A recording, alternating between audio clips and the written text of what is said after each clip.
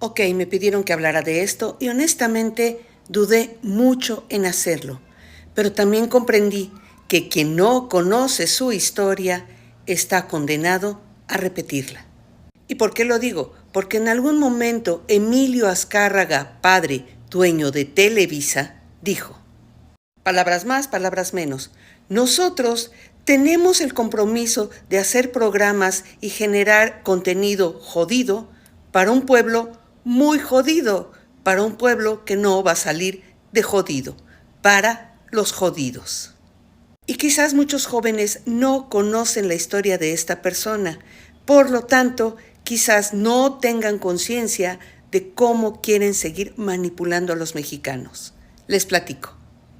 Angélica Rivera era una actriz que trabajaba en telenovelas de Televisa.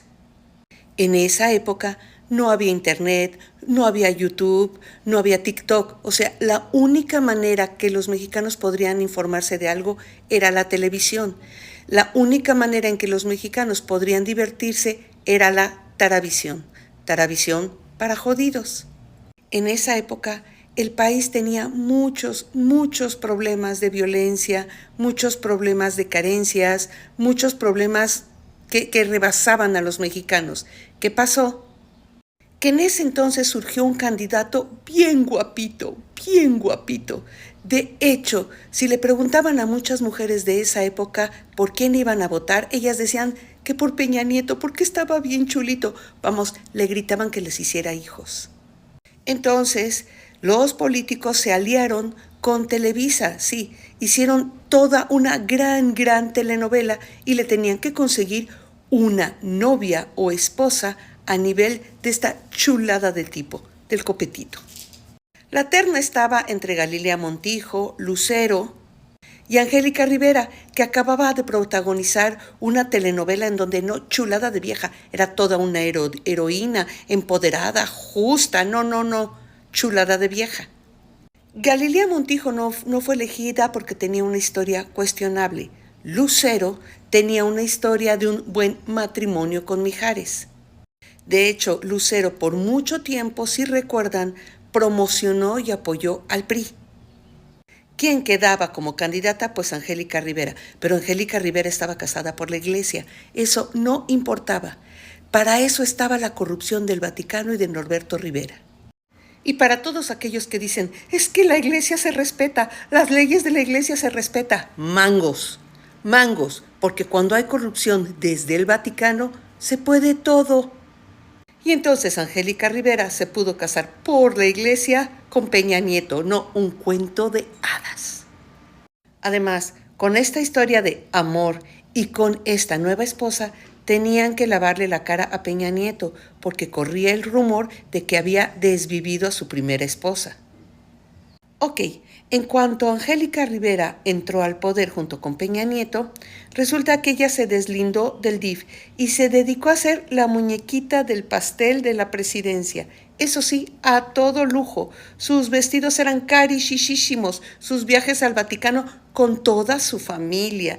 Porque sus hijas estaban allí, incluyendo a los hijos de Peña Nieto. ¿Recuerdan aquella vez en que la hija de Peña Nieto dijo a todo mundo, palabras más, palabras menos: papi, tú eres un lord, no le hagas caso a la prole, refiriéndose a los mexicanos? Para esa niñita éramos prole.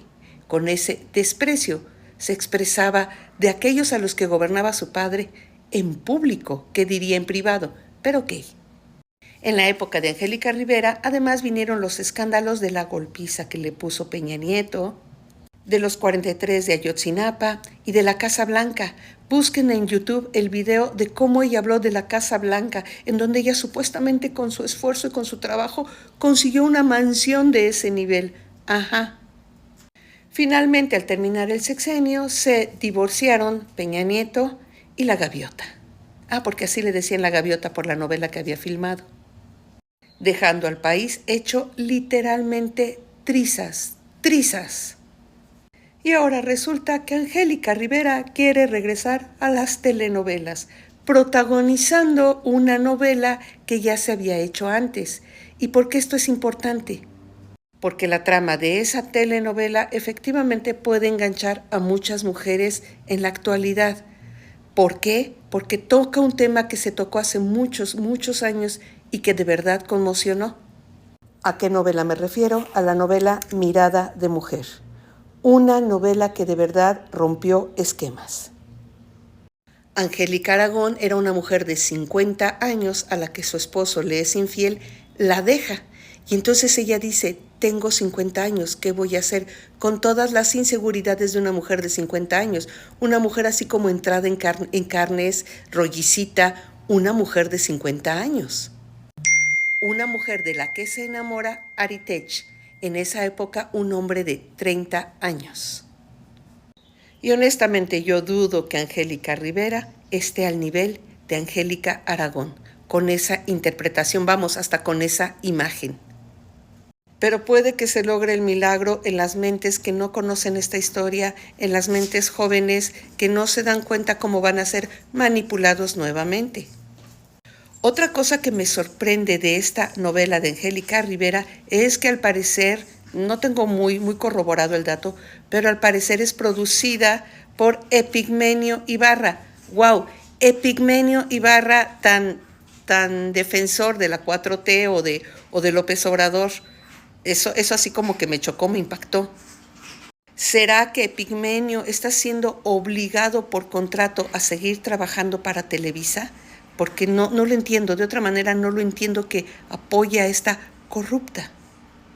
Pero en fin, jóvenes, ustedes deciden si siguen viendo esos bodrios para gente que los considera jodidos y que piensa que les va a seguir dando a tole con el dedo. Cada quien decide, ¿eh?